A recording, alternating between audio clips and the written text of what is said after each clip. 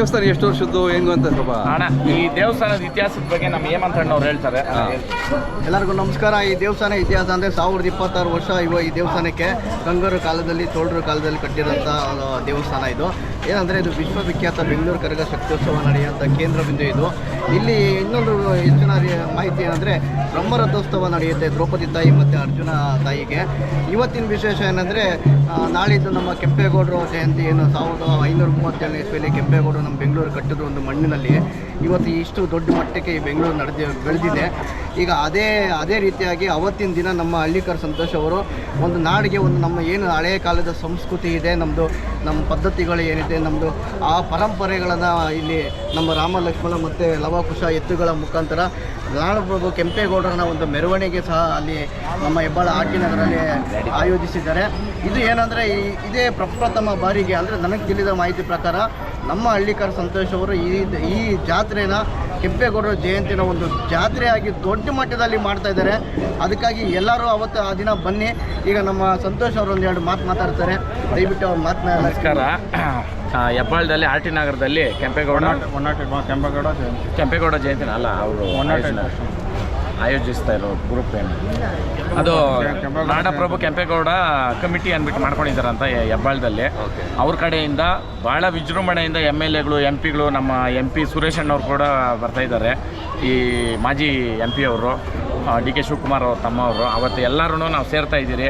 ಆಮೇಲೆ ನಮ್ಮ MLA ಸುರೇಶ್ ಅಣ್ಣವರು ಬೈರ್ತಿ ಸುರೇಶ್ ಅಣ್ಣವ್ರು ಕೂಡ ಅವತ್ತು ಆಗಮಿಸ್ತಾ ಇದ್ದಾರೆ. ದಯವಿಟ್ಟು ಹೆಚ್ಚಿನ ಜನಸಂಖ್ಯೆಯಲ್ಲಿ ಬಂದು ಸಪೋರ್ಟ್ ಮಾಡಿರಿ. ಹಳ್ಳಿಕಾರ್ ಉಳಿಸ್ರಿ, ಹಳ್ಳಿಕಾರ್ ಬೆಳೆಸಿ. ಜೈ ಹಳ್ಳಿಕಾರ್. ಇನ್ನೊಂದ್ಸಲಿ ಜೈ ಹಳ್ಳಿಕಾರ್ ಅಂತ ಜೋರಾಗಿ ಹೇಳ್ರಿ, ಎಲ್ಲರೂ ಹೇಳ್ಬೇಕು. ಜೈ ಹಳ್ಳಿಕಾರ್.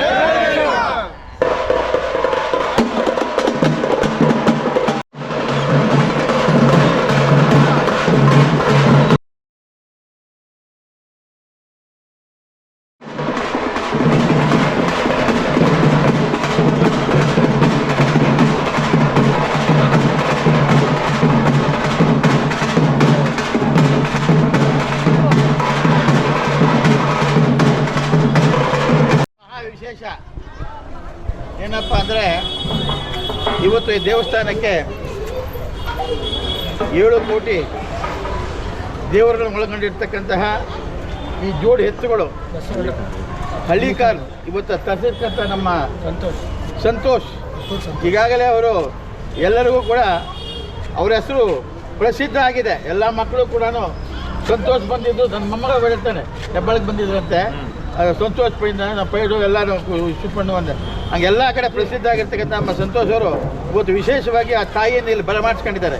ಇನ್ನೊಂದು ವಿಶೇಷ ಏನಪ್ಪ ಅಂತ ಹೇಳಿದ್ರೆ ಈ ಮಾಗಡಿ ಕೆಂಪೇಗೌಡರು ನಮ್ಮ ತಿಗಳ್ರೆ ನಮ್ಮ ಹೊನ್ನಿಕುಲ ಕ್ಷತ್ರಿಯರೇ ಅವರು. ಆ ಮಾಗಡಿ ಕೆಂಪೇಗೌಡರು ಕೊಟ್ಟಿರ್ತಕ್ಕಂಥ ಈ ಒಂದು ಬೆಂಗಳೂರು ಈ ಕಟ್ಟಬೇಕಾದ್ರೆ ಇದೇ ದೇವಸ್ಥಾನದ ಈ ಜೋಡಿ ಎತ್ತುಗಳನ್ನೇ ಕಳಿಸೋರು. ಪೂರ್ವಕ್ಕೆ ಜೋಡಿ ಎತ್ತುಗಳನ್ನ ಕಳಿಸಿದ್ರು. ಹಾಗೆ ಈ ಕಡೆ ಪಶ್ಚಿಮಕ್ಕೆ ಎಲ್ಲ ದಿಕ್ಕುಗಳಿಗೆ ಕೂಡ ಕಟ್ಟಿರ್ತಕ್ಕಂತಹ ಜೋಡಿ ಎತ್ತುಗಳಿಗೆ ಎಲ್ಲಿ ನಿಂತ್ಕೊಳ್ತು ಅಲ್ಲಿ ಒಂದು ಗೋಪುರಗಳನ್ನ ಕಟ್ಟಿಸಿರ್ತಕ್ಕಂಥದ್ದು ಇದು ವಿಶೇಷ. ಹಾಗೆ ನಾಳೆನೇ ಇದು ಕೆಂಪೇಗೌಡ ಜಯಂತಿ ಅಂದ್ಬಿಟ್ಟು ಮಾಡ್ತಾ ಇದ್ದಾರೆ. ಅದು ನಿಜವಾಗಲೂ ಕೂಡ ಇವರೇ ಸೃಷ್ಟಿ ಮಾಡ್ಕೊಂಡಿದ್ದಾರೆ. ಆದರೆ ಹಿಂದೆ ಸುಮಾರು 40 ವರ್ಷಗಳ ಕಾಲ ನಮ್ಮ ಹಿಂದೆ ಕರಗತಿನೇ ಈ ಒಂದು ಕೆಂಪೇಗೌಡ ಜಯಂತಿ ಅಂತ ಮಾಡ್ತಾ ಇದ್ದೀವಿ. 2000 ಏನೋ ಇದು ಇತಿಹಾಸ ತಿರುವಿದ್ದಾರೆ. ಏನೇ ಇರಲಿ, ಯಾಗೋ ನಮ್ಮ ಕೆಂಪೇಗೌಡ ತಿಗಳ್ರ ಕೆಂಪೇಗೌಡ ಅಥವಾ ಹಳ್ಳಿಕಾರ್ ಕೆಂಪೇಗೌಡ, ಒಕ್ಕಲಿಗರ ಕೆಂಪೇಗೌಡ, ಎಲ್ಲ ಕೆಂಪೇಗೌಡ ಅವರೇ ಈ ದೇವಸ್ಥಾನವನ್ನು ಮುಖ್ಯ ಭಕ್ತನಾಗಿರ್ತಕ್ಕಂಥವರು. 4 ದಿಕ್ಕುಗಳಲ್ಲಿ ಕೋಟೆ ಕಟ್ಟಿರ್ತಕ್ಕಂಥದ್ದು ಜೋಡಿ ಎತ್ತುಗಳನ್ನ ಕಳಿಸುವ ಮುಖೇನ ಎಲ್ಲಿ ಜೋಡಿ ಎತ್ತು ನಿಂತ್ಕೊಳ್ತಾ ಅಲ್ಲಿ ಕಟ್ಟಿರೋದು. ಹಾಗಾಗಿ ಇದು ವಿಶೇಷತೆ ಇದೆ. ಇವತ್ತು ಅದೇ ಜೋಡಿ ಎತ್ತುಗಳು ನಮ್ಮ ಸಂತೋಷ್ ಅವರು ಇವತ್ತು ತಗೊಂಬಂದ್ಬಿಟ್ಟು ಎಲ್ಲರಿಗೂ ಕೂಡ ಸುಪ್ರಸಿದ್ಧವಾಗ್ತಕ್ಕಂಥ ಜೋಡಿ ಎತ್ತುಗಳು ಇದೇ ಇರ್ಬೋದೇನೋ. 1000 ವರ್ಷ ಹಿಂದೆ ಇದಿತ್ತೇನೋ ಆಗಿತ್ತೇನೋ ಗೊತ್ತಿಲ್ಲ. ಆ ತಾಯಿ ಕಳ್ಸ್ಕೊಂಡಿದ್ದಾಳೆ. ಅದೇ ಅಲ್ಲದೆ ನಮ್ಮ ಒಂದು ಕುಲಸ್ಥ ರಾಜಕಾರಣಿ ಇಬ್ಬರೇ ಇರೋದು, ಒಂದು ಗುಣಶೇಖರ PR ರಮೇಶ್, ಅದರಲ್ಲಿ ಒಬ್ಬ MLC ಅಂತ ಆಗಿರ್ತಕ್ಕಂಥದ್ದು. ದೇವಸ್ಥಾನ ಬಹಳಷ್ಟು ಕೆಲಸನ ಮಾಡಿರ್ತಕ್ಕಂಥವರು PR ರಮೇಶ್ ಅವರ ಹುಟ್ಟುಹಬ್ಬನೂ ಕೂಡ ಅವ್ರದ್ದು ನಾಳೆನೇ ಕೆಂಪೇಗೌಡ ಜಯಂತಿನೇ PR ರಮೇಶ್ ಅವರ ಹುಟ್ಟುಹಬ್ಬ ಇದೆ. ಅವರು ಕೂಡ ನಮ್ಮ ಜನಾಂಗದ ಪರವಾಗಿ ದೇವಸ್ಥಾನದ ಪರವಾಗಿ ಅವರನ್ನು ನಮ್ಮ ಸಂತೋಷದ ಪರವಾಗಿ ಅವ್ರಿಗೆ ನಾವು ಪ್ರಾರಂಭವಾಗಿ ಅವ್ರಿಗೆ ವಿಶೇಷನ್ನು ಹೇಳ್ತೀವಿ. ಅವ್ರಿಗೆ ಆರೋಗ್ಯ ಬಗ್ಗೆ ಕೊಡಲಿ. ಜೈ ಹಳ್ಳಿಕಾರ್.